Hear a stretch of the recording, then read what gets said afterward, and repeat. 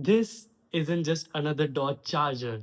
This is 20 Dodge Charger Hellcat, one of the most powerful sedans ever built. But did Hot Wheels do justice with the real car? Let's find out. Hey collectors, welcome to the channel Collect with me.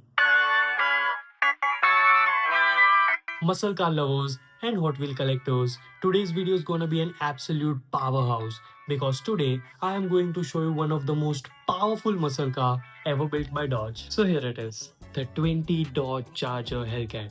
The moment you see this casting, you immediately notice its bold presence. With its wide body stance, aggressive front grille, muscular body lines, sporty wheels, and performance-inspired design, the Dodge Charger Hellcat looks every bit like a street monster it's known to be. Hot Wheels has done an incredible job recreating this legendary muscle sedan into 1:64 scale. Now, here are some interesting facts about the real car. The real Dodge Charger comes with 6.2-liter supercharged Hemi V8 engine which produces up to 717 horsepower and can go from 0 to 60 within just 3.6 seconds. I wish I had this car in real life, but never mind.